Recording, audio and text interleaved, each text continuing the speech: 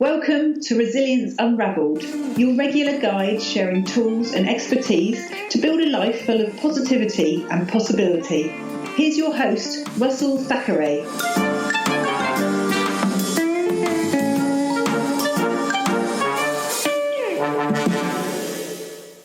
So today I'm talking to David Allen, and I'm really looking forward to this because actually David Allen has some very interesting ideas around productivity and, as the title of his book says, getting things done. And I'm sort of really looking forward for this as an interview because actually I'm someone who needs to learn something around this myself, and I think it's really useful for people's resilience. So David, good afternoon. Russell, delighted to be here. Thanks for the invitation. And where in the world are you today, David? I am in Amsterdam, where I live. Been here for 3 years. Right, fantastic. So tell me a little bit about yourself. How would you describe to people what it is you do? I'm the laziest guy in the world. I spent 35 years figuring out how you could make stuff happen with as little effort as possible, and wound up developing, uncovering, discovering, testing, and then publishing and educating a methodology around how you do that. How do you surf on top of your world instead of feel buried by it? Wrote what's now a best-selling book called Getting Things Done. First edition back in 2001, just wrote a new edition in 2015 of that book, and it's in 28 languages. It's all around the world, and kind of created a bit of a cult following out there in terms of people who sort of caught on to what this is and are utilizing it. So that's what I do. I have basically I have partners around the world that are distributing this education, the education around this methodology through training and coaching, and we've just partnered with people who could do better than us in terms of marketing and distributing this stuff. So that's what I do. Wow, that sounds fascinating. So we can talk about this on many different levels. Mm-hmm. So tell me about the life that came before this hedonistic existence that you've got in 2000. We'd have to have a couple of bottles of wine, Russell, to really get into all the depth of that. Let me see if I can shorten this and give you a freeze-dried version of it. Lots of different professions, not knowing what I wanted to do when I grew up. I helped a lot of friends start their own businesses, discovered, hey, they call those people consultants, so hung out my shingle in 1981, created my own little consulting practice. Very interested in clear space and finding models that help people to do that so they could focus more on what they were trying to do. So I researched and cobbled together the best practices, both for myself first, and then turned around and discovered that what I discovered to help me keep clear in a complex world helped all the people that were my clients and helped them be able to focus more, be more in control, be more focused on what they were doing. And so I put all that together. A big corporation saw what I was doing. They said, gee, can you develop a training around what you're producing? Because we need that in our whole culture. And I said, sure. So I worked with Lockheed in 1983, 84 and designed a pilot program for 1,000 of their managers and executives, taking this methodology I'd come up with and put it into educational format. So that sort of catapulted me into the corporate training business out there, where I was for, I have been now for the last 30 years. It took me about 20 years to figure out what I'd figured out, and that it was unique and nobody else had done it, and that it was bulletproof. And so I wrote the book. Wow. And so you skip over that as if it was a very easy journey, but I'm guessing there were a few setbacks on the way. Come on, I'll be 72 this year, Russell. You know, by this time you have to have paid your dues and lots of miles on my tires. No kidding. So, yeah, it was not necessarily easy. I mean, I wasn't particularly aspirational or entrepreneurial. I was more of an educator, I guess, and a motivator, or someone who liked to help people, improve their lives and their condition. So I was always interested in that kind of stuff, really more than trying to build a big business. And then it just turned out that I happened to hit a nerve out there, and it sort of became this brand that kind of ran out from under me. That the shorthand for getting things done, GTD, became this own brand that sort of spread around the world, especially in the tech community. They caught onto it really quick. And so, then it was trying to catch up with that brand as it was spreading itself around to make sure that people really understood what this was. It's a simple methodology, but it's rather profound when you actually apply it in terms of the behaviors and the practices. Mm.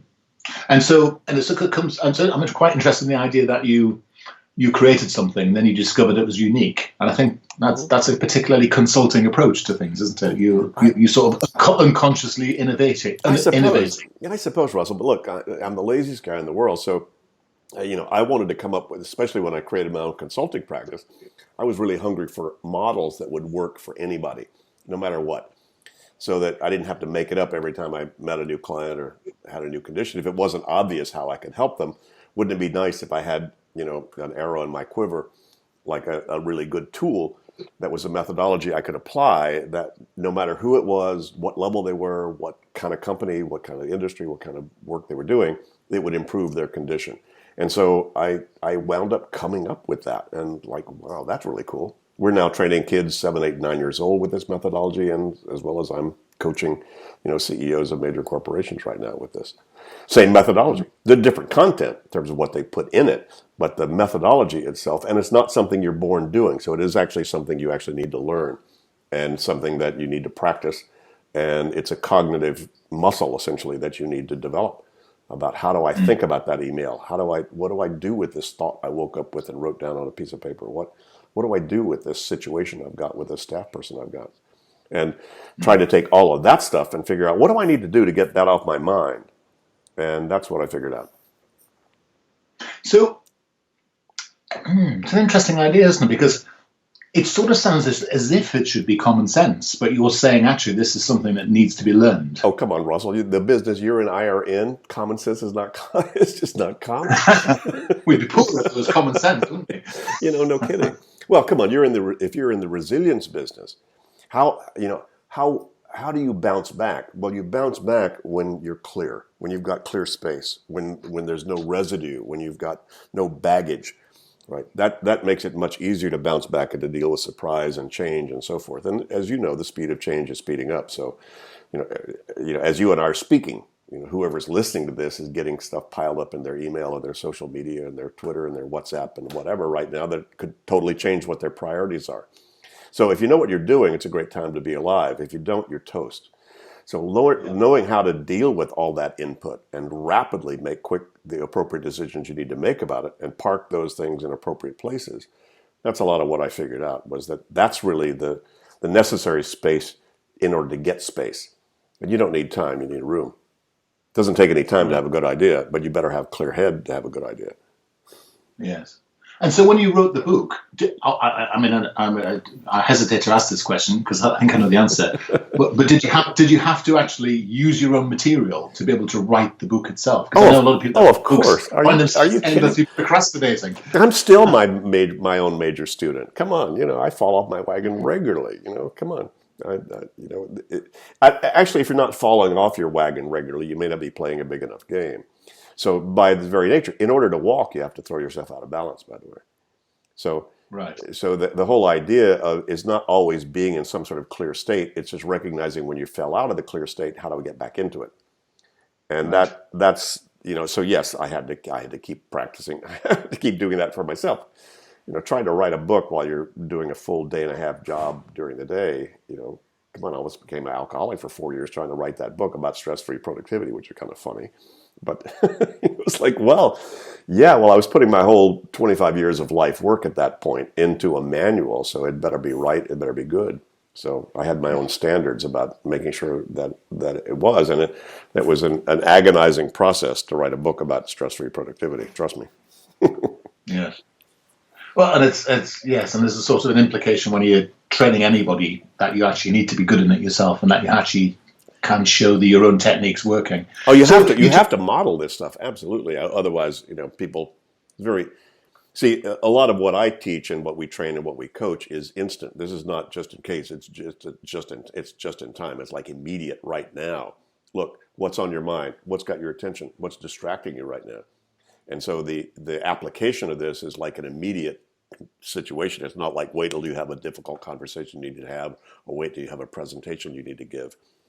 Those are great trainings, but our training is about immediate stuff. Like right now, how do you use these techniques and these principles essentially to get yourself as clear as you can so that you can be optimally productive. And so when you're using the word clear, tell me more about that sort of state, that concept. Well, the martial arts, we called it mind like water, so your mind is not over or under reacting. So if you're taking one meeting into the next emotionally, or you're taking home to work in your mind or work to home in your mind, that's not a clear state. So, the best state to hit a golf ball from or to fire somebody from or to cook spaghetti from is when there's nothing on your mind except that. So being able to get rid of all the other distractions that essentially are sucking wind out of your sails, if you're not handling the things that have your attention, whether that's a new vice president you want to hire or a business plan you need to write or somebody you're thinking, oh my God, I got to get rid of this relationship, whatever all that is, those things that have your attention, there's an interesting inverse relationship between the amount it's on your mind and the amount it's actually getting done. So you don't have to go very far to see how to implement this methodology I came up with, which is just what's got your attention. Why is it on your mind? And if it's on your mind, that means there are probably some decisions about it you haven't made, or you haven't parked the results someplace you trust. So all you have to do is do those things. And then you get it off your mind. It doesn't mean they're finished. It does mean that I'm appropriately engaged with it. So Russell, here's for you and all your audience, here's the big secret. Getting things done is not so much about getting things done. It's really about getting appropriately engaged with all of your commitments in life so that you can be fully present with tucking your kids into bed or watching them play football or, cooking spaghetti or running a business plan. Right. So in a sense, it's a forerunner of an idea that's very trendy now about being present and having focus. Oh yeah, well that's all the mindfulness stuff. It's really just it's really about how do I manage my attention. I mean, attention is getting a lot of attention these days, and appropriately so, because that's a whole lot about what creates your emotional state, your physical state, your results or whatever. It's like, what are you putting your attention on, and are you putting your attention on it in an appropriate way? In other words, if you keep thinking I need cat food, if that pops into your head twice, you're inappropriately engaged with your cat. Right? Yeah. Because why would it pop in a second time? Because you didn't deal with what it meant the first time. All you had to do was write it on a Post-it, stick it on your fridge, and whoever's going to the store next that can buy cat food will pick it up. Then it's off your mind. But until you do that, that takes up almost as much room in your head as write the new business plan. And either one will wake you up at 3 o'clock in the morning. So right. Your head's for having ideas, but not for holding them. And that was a lot of what I uncovered 30 years ago. And the cognitive scientists in the last 10 years have now validated that your head sucks as an office. It's not the place to keep holding those things to be reminded of. You need you need to build the external brain. So that's a lot of what my methodology, the Getting Things Done methodology, is about. Called get the stuff out of your head, make the appropriate decisions you need to make about it, park the results in some trusted place that you'll see at the right time you need to see it. And that's what then gets you clear, and that's the most productive state to operate from. Right. And do you buy into some of these ideas that there are different times in the day where you have a better chance to optimize your brain, to have more rigor, to have more mental toughness almost to be able to do these things? Absolutely. There's sometimes I need a glass of wine in order to be able to do what I need to do. Sometimes I need to take a nap before I do it, and sometimes I need to do it the first time I wake up in the morning. But I just don't have any rules around that. You just need to be conscious. Excuse me. Yes. How conscious are you? Yeah. And sometimes what you need to do is the thing that you're avoiding the most. And sometimes what you need to do is the thing that would give you the most fun. But yes. No, I wouldn't. Those are my only rules. Yes, that's interesting, isn't it? That's absolutely right. And it's interesting. I was chatting to someone yesterday on a resilience course, and we were talking about this sort of similar concept, really, and them saying, "Well, that's all very well. It's all very well in a book, but in the real life, when you've got your boss shouting at them and they're telling you to do 17 things at once, none of that matters." Of course. And what would you say to that person? I say, hey. You don't try to look for some model that's going to get you off the hook. To be moment to moment accountable for what you're doing, given the energy, the time you have, the context you're in, given all the levels of commitment you've got in your life. When's the last time you reviewed all those things? Have you hardwired your intuitive intelligence so you can trust your minute to minute, moment to moment choices spontaneously? You don't have time to think. You just need to have already thought. And most people haven't built in the reflective process, nor an externalized process where they can see all the levels of commitments that they've been involved in. And most people are trying to do that in their head. And, you're dead. 4 things. They now know that 4 things. If you try to keep more than 4 things in your head that are incomplete that you still need to do something about, you're screwed. You're going to be driven by latest and loudest, not strategy. Simple. Right? But simple, but how many people actually write everything down? that pops into their head that they need to or would or should do. That takes 2 years to change that habit. Yeah. And you say so there's the writing of it down, and then there's the deciding what you do first, I suppose, as well, isn't there? Well, there's writing it down first, cat food, right? Then you need to decide, well, what does this mean? Do we need to buy it? Whatever. Okay, and once you decide, oh yeah, I guess we still need to buy it, then where do you park that reminder? Where do you put a list of stuff you need to pick up when you go to a place you could buy cat food? Right? In a way, it's that simple. Well, how about, should we hire a vice president of finance right now or our chief marketing officer? Which one first? Write that down, right? Then ask yourself the critical question called, is this something you're going to move on right now or not? Yes or no? If no, park it on someday. Maybe park it someplace where you say, okay, well, I should revisit this in 3 weeks or 3 months or whatever. That's fine. Put it in a system that'll feed it back to you. And if you say, no, that is something I need to move on, great. What's your next action? What's the next thing you need to do? Oh, God, I guess maybe I should research. Maybe I should talk to Fred. I think he hired one of these guys. Great. What's the next step? Call Fred? No, maybe I'll email him. Great. Now you've made a next action decision. By the way, what's the final result here? Right? The final result may be a project called Clarify, the senior team, lineup. Now you got a project.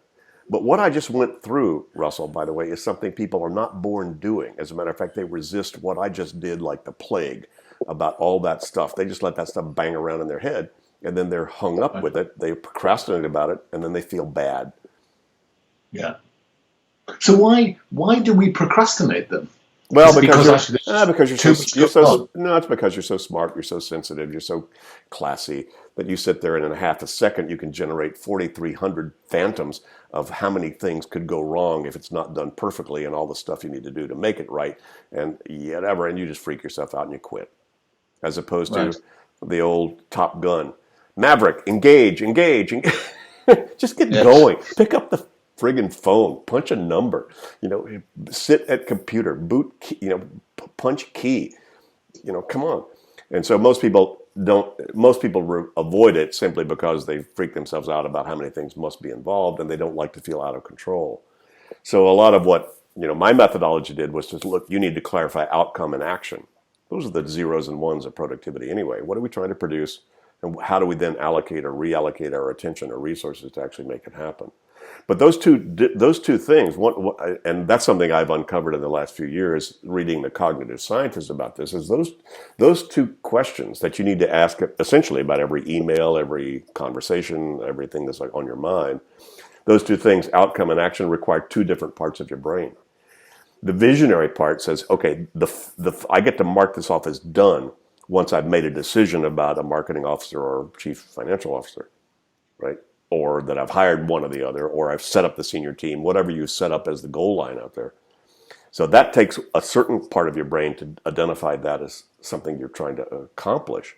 And then another part of your brain says, well, geez, what do I do next? Do I pick up the phone? Do I boot the computer? Do I surf the web? Do I talk to my assistant? What do I do? Execution, meaning operationalize this thing. How do I actually then start to move on this? Requires another part of your brain. It requires essentially the limbic part of your brain that sort of engages you. It's the survival, eat food, run away from the tiger, actually make something happen in the real world. It has to engage that part.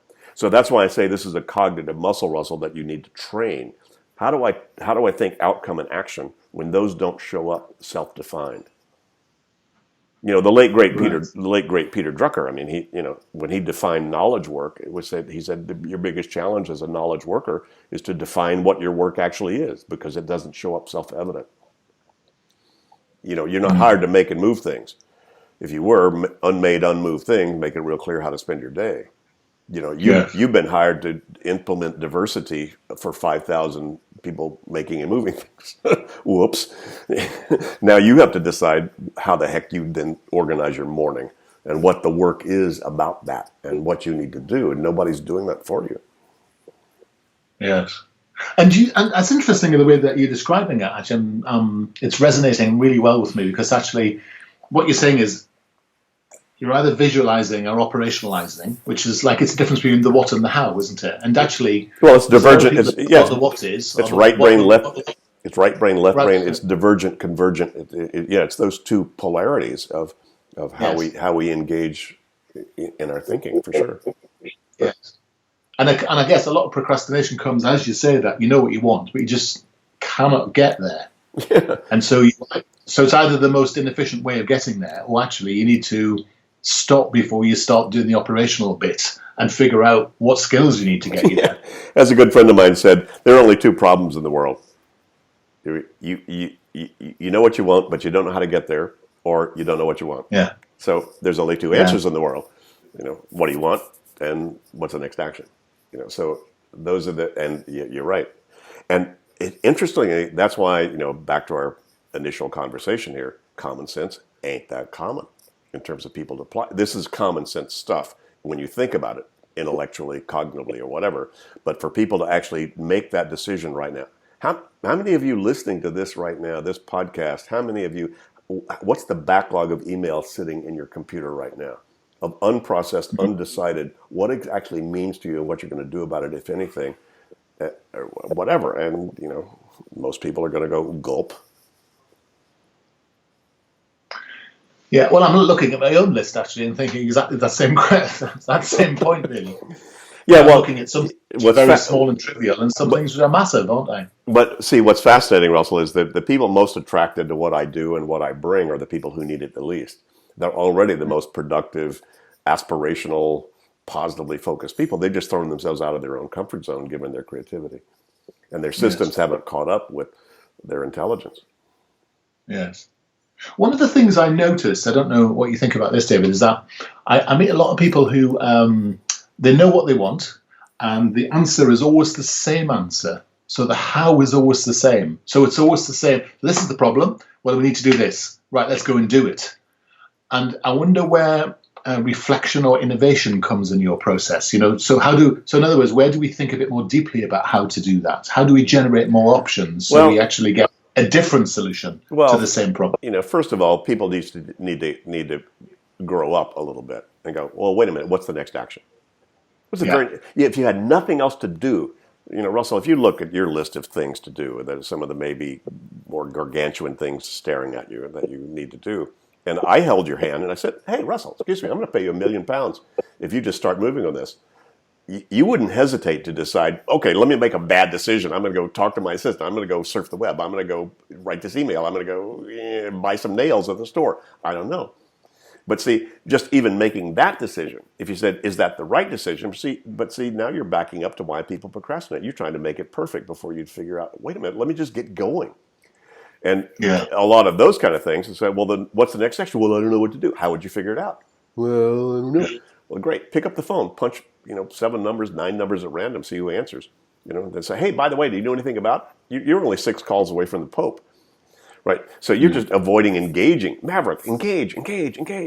And so even just that first simple thing called what's the next action, as simple and mundane as it is, has a huge profundity to it in terms of just doing that. And all kinds of people talk and sit there and just waste huge amounts of energy and time because they don't make an action decision. So training yourself to think what's the next action, very specific, and I mean visible physical activity.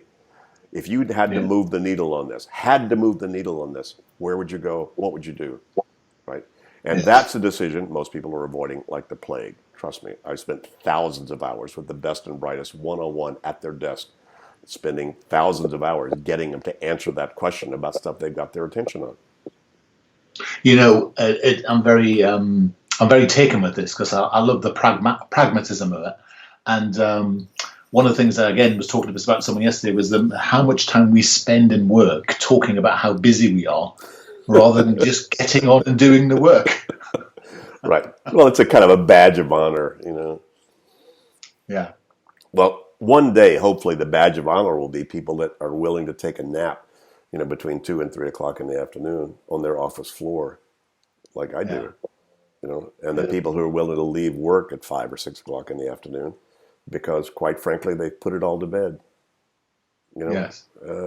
and have the rest of their life as a life, But we'll see.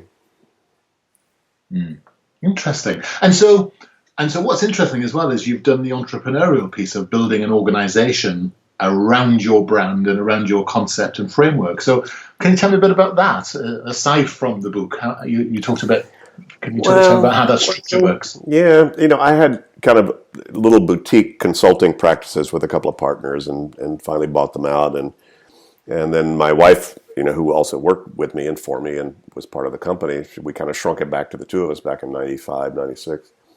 Kind of put my name on the masthead because my name had more equity than the process did, just given how much work I was doing out there with clients. And so we created the David Allen Company and built a website, started to, do that, started to create essentially a brand around what we were doing.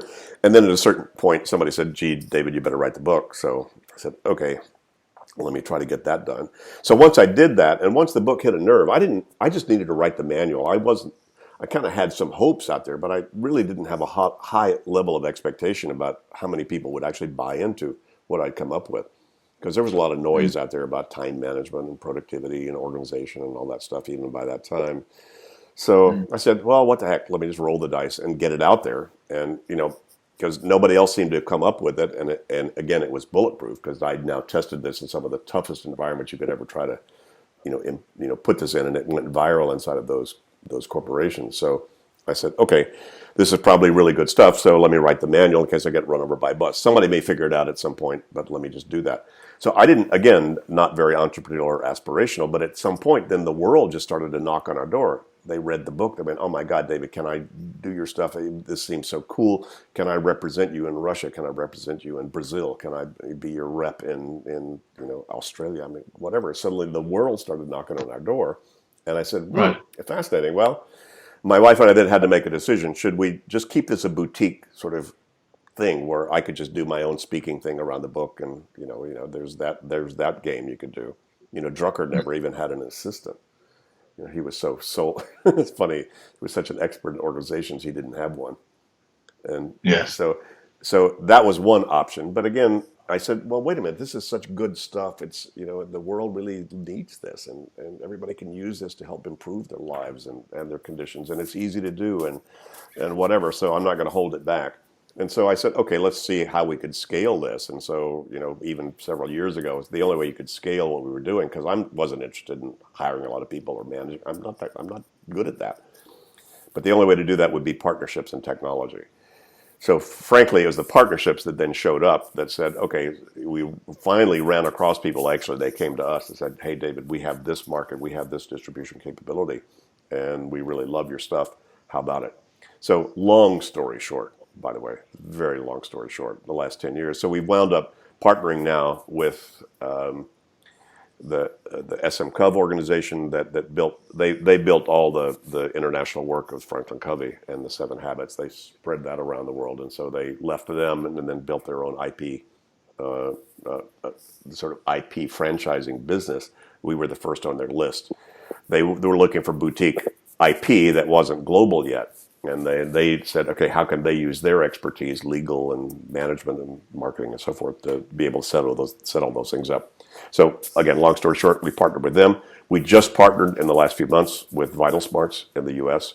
That does Crucial Conversations, fabulous organization, very successful training company, building, doing certifying internal trainers inside of corporations, and they now are our exclusive partner for our methodology in the U.S. and Canada. So we've built these partnerships now. So we essentially, I've expanded by shrinking. So our companies now, we used to be up to 50 people. We're now down to about 6. Because we're now an IP licensing company, which is really, I'll be 72 in a few months. So at this point, I'm going, kind of nice to have a bunch of partners out there, and that's kind of our long bet that all that will work just from a licensing standpoint of our methodology. And I'm still, doing these kind of podcasts and, still sort of holding the flag out there around the world. So I'll be in Moscow Sunday. So I'm doing a master class there and with our partner there. And so we've now spread ourselves around the world doing this stuff. So that's fun. Brilliant. I mean, that's a very interesting, a different model, isn't it, than the usual, the sort of brand building model. And then I guess all you have to do now is build your brand and keep the IP fresh. Yeah, I guess. But again, Russell, it was kind of a brand that ran out from under us. We weren't even out into brand building. Then suddenly people sort of caught this GTD thing, especially in the tech world, and it started to spread around the world. There are over 300 software apps now purporting to support the GTD model. Not ours. There's people they kind of caught this and they said, wow, this is really cool. Yeah. So this thing sort of spread around. And so another reason to kind of go global was to make sure we could protect the brand and the integrity of the IP, as opposed to a lot of people pretending they knew what it was. It sounds real simple. When you read the book, it seems like a real simple thing to do, but there's much more elegance to it than meets the eye. Yes. Well, yes, I understand that totally. It's you don't give it all away in the book, do you? I mean, part of the training is the knowing how to do the how, because that's the secret. I give it all the way in the book. I wrote the whole thing so that you truly, it's just very few people are willing to sit down and actually go do it. So it's really open source in a way. You just read the book; it's all there. Yeah. So tell me, if I want to get my paws on the book, or if any of our guests do, how are they going to do that? Where did they find it? Anywhere they can find good books. The new edition of Getting Things Done. Certainly, well, you're in the UK, so Little Brown has published that. So there's the UK version. Where you misspell all the words with the OUs instead of the O's. And so forth. So, but that's okay. And Z's that's okay. Z's instead of Z's. That's okay. That's right. Yeah, indeed. Fascinating though, Russell. We looked at the numbers, a couple of years ago, and actually per population, my book is sold more in the UK than in the US. Really? As a percentage of population, yeah. So it's we take action. We take action when it comes to buying things. At least that, yeah. David, that's been really useful. Thank you. So, and by the way, they can go continue to buy the book. I know that the sales of the book will go up by 1 today because I'm off to buy it, and I want to have another look at it. And I scanned it very quickly before I chat today, but I want to read it properly now because I think it speaks really usefully, and especially to people who are who perceive themselves as being time poor, because most of us aren't really, are they? That's the problem. Well, what's funny, Russell, is I saw an HR survey or a study that was done many years ago. The people who self-assess as the most disorganized are assessed as the most organized by everybody around them. So again, it's the people that sort of need this the least that are most attracted to it because you've raised the bar. You already know the value of the system, and you know your system's not keeping up with what you're trying to do right now. And those are so if you're in that category, you will love the book. That'll speak to you. Yes, I suspect my colleagues will be buying me this book. Actually, I have to be honest. Yeah, Tim, it's been a real treat to talk to you today, and thank you so much. I really think it's been brilliant and a really good introduction to your sort of thinking process. And thank you so much for your time, and I wish you continued success. And please, everybody, rush out and buy this book. It sounds fantastic. Yeah, and if you want to know where these trainings are being done, just go to our website, gettingthingsdone.com, and you'll see our global partners. Yeah. We're doing this all over the world, so take a look.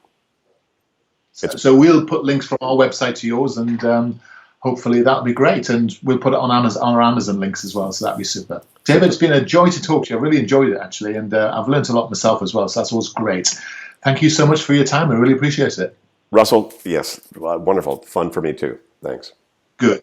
Take care, David, and I'll speak to you again. Take care. Right on. Thanks for listening today. I hope we really got some value from that. I certainly enjoyed it myself. Remember, there's only other podcasts and with tools and techniques, different speakers and different resources available in this series of Resilience Unravelled, so please feel free to subscribe. Why not also drop across to Facebook and join